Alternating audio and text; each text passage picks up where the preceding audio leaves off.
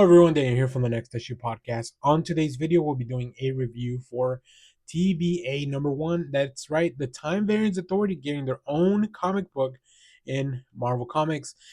This is very interesting because this TBA is very familiar to the one that we saw in the Loki series, and not so much the TVA that we've seen in the past in Marvel Comics. So let's talk about the creative team before we get into this. We have writer Catherine Blair, with art by Pere Perez, a Guru FX on colors, letters by Joe Sabino, with a beautiful cover by Pepe Larraz and Marte Gracia. A few other original covers that you'll probably see floating around, so let me know which one you ended up picking up. I'm a big fan of Pepe Larraz, so definitely going with this main cover. So, in this book, for all times, always, the Time Variance and Authority has long watched over the timeline, protecting it from dangerous variations that could cause the end of everything. Now, as the organization begins to expand its tolerance on variants, it's enlisted some new recruits from timelines that have been wiped from existence, including Captain Peggy Carter, super soldier of her world, Gambit, despondent and aimless and at a loss for his lady love. And this can't be right. Spider-Gwen, our very own Spider-Gwen. If you've been reading the Spider-Gwen series, you know that she's been on the oust of her own world for a little while.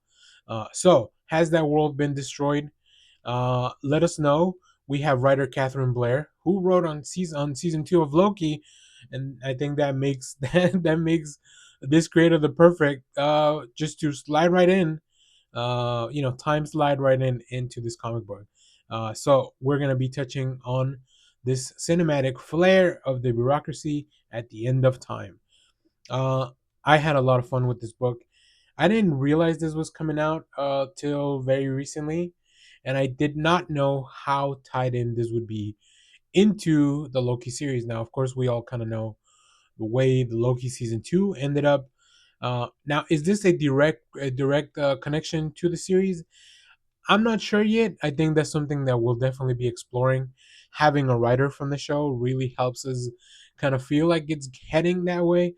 The characters, as they are written, right? We have a few characters, including Mobius, Miss Minutes, B-52, coming into this series. They feel like the characters from the Loki series, but of course, it's always weird to see them teaming up with some of the characters that we know from the comics, uh, that's the part that's got me very interested. First of all, what's going on with Spider-Man? What, like, I did not read all of her run, so I don't know exactly how we arrived at this moment. But I think Blair does a really good job of giving you little morsels of information about these characters, how they are involved in this book, who they are if you're not very familiar, right? So we get to see a lot of them here. Like I mentioned before, Captain Carter. We get to see people from the series. We get to see a version of Jimmy Hudson, who is one of Wolverine's kids in a different world. But yeah, the TVA as is drawn in this book looks a lot like the one we saw on the TV. So that'll be very interesting.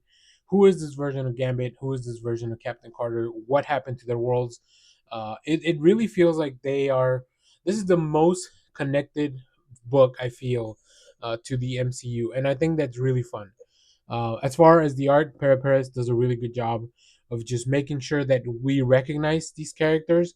They're not photorealistic or anything like that, but if you have met them in the show, they definitely have a lot of those qualities that make them very distinct, right? And also, everybody else that is from the comic books gets a little bit of a redesign as well to kind of fit in with this TVA aesthetic.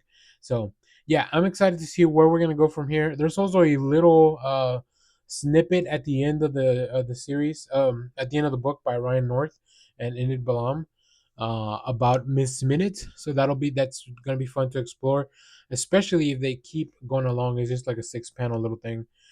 So yeah, this is interesting. It's exciting.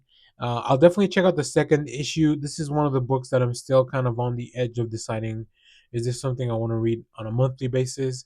But there's enough here for me to at least want to check out the second issue and see if I want to stick with it month over month, or just maybe wait for the collection or the arc or whatever the case may be. So interesting stuff here. So If you have read this book, let me know what you thought about it down in the comments. As always, thank you for watching, everyone. Remember to share, like, subscribe, hit the bell so you know when we go live. That is most Saturdays, 10 a.m. Central Standard Time. And stay tuned. We have more comic reviews, trailer reactions, TV recaps, all that fun stuff here in the channel. Thanks for watching, everyone. Bye-bye.